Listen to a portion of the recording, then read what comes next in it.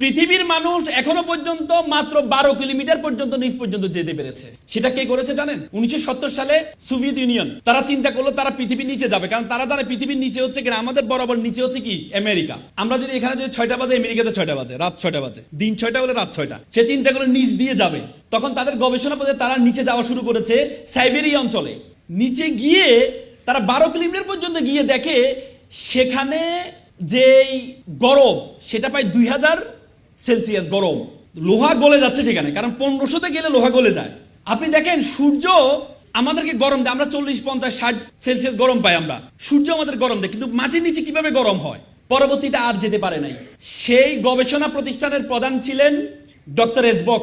তিনি বলেন আমি যখন যেতে পারছি না তখন আমি একটা মাইক্রোফোন পাঠিয়েছিলাম সাউন্ড নেওয়ার জন্য, ভিতরে কি সাউন্ড হয়।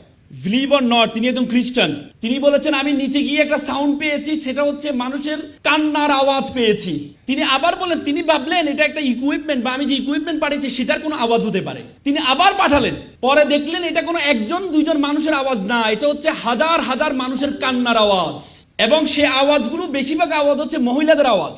তখন তিনি স্টপ করে দিলেন। তিনি বললেন I am a communist, I don't believe heaven and Bible, but I believe in hell. আমি জাহান্নামকে বিশ্বাস করি। আল্লাহ রাসূল বলেছেন বেশিরভাগ মহিলা জাহান্নামী হবে, বলেছে কিনা?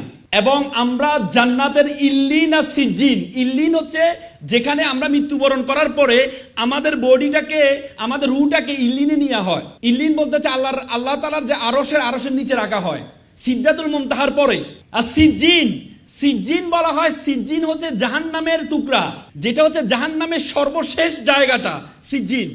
আব্দুল্লাহ ইবনে আব্বাস আল্লাহ রাসূলের চাচাতো ভাই ছিলেন।